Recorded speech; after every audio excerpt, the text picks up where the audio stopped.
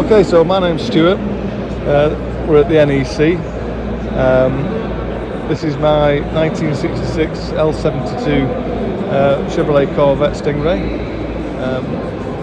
It's not a car I've owned for very long, but it is a car that I've been chasing for a long time. I knew the owner, and they always teased me, but I knew he wouldn't ever sell it. Fortunately, after he passed away, it did come for sale, and I was chosen as the new caretaker for this car. It's all original, NCRS top flight 6 times. His recent judging was in December 2022, where it achieved a 98.4%. Since then I've had to change the alternator, but I'm going to get the original alternator rebuilt and put back on the car. It hasn't really done anything for 10 years, so it took quite a lot of fettling just to get the car running as it should be. It led to a couple of breakdown recoveries, but now it seems to be running as I'd like it to be. Very thirsty beast, being a 7.1 litre Big-Block 427 425 brake horse. Originally issued as a 450 brake horse. There was some conflict with the insurance at the time, so Chevrolet detuned it to 425 brake horse by way of a new decal for the air cleaner, with no other changes to the actual engine. Still retains its 450 brake horse rating. It's a beast to drive. Fortunately, it's very well equipped: power steering, power brakes, power windows, power antenna. It's got the rock crusher M21, so yeah, it's a handful to drive. Lots and lots of power on tap at any point, and instant power to go with that. Here is the blue-white option, 4-speed manual. Everything works.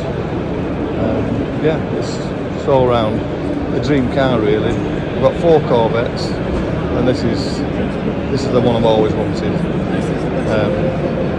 2 Nassau blue Corvettes, a 65 coupe, and this one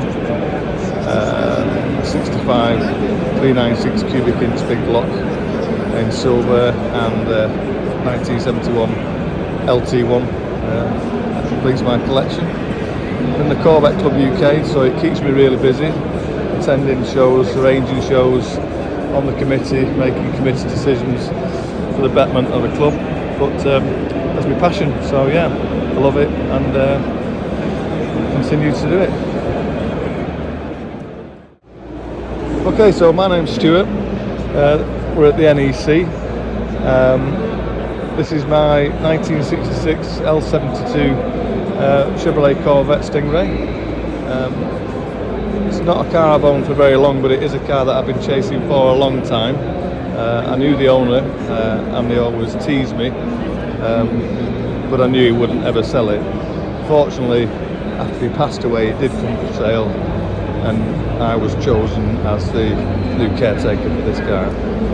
It's all original, NCRS top flight 6 times.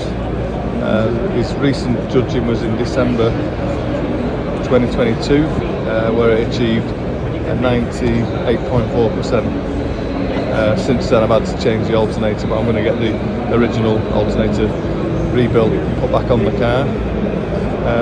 It hasn't really done anything for 10 years, so it took quite a lot of fettling just to get the car running as it should be. It led to a couple of breakdown recoveries, but now it seems to be running as I'd like it to be. Very thirsty beast, being a 7.1 litre Big-Block 427 425 brake horse. Originally issued as a 450 brake horse, but there was some conflict with the insurance at the time, so Chevrolet detuned it to 425 brake horse by way of a new decal for the air cleaner, with no other changes to the actual engine. Still retains its 450 brake horse rating. It's a beast to drive. Fortunately, it's very well equipped: power steering, power brakes, power windows, power antenna. It's got the rock crusher M21 So yeah, it's a handful to drive. Lots and lots of power on tap at any point, and instant power to go with that. Here is the blue-white option, 4-speed manual. Everything works. Yeah, it's all round a dream car really. I've got 4 Corvettes, and this is the one I've always wanted.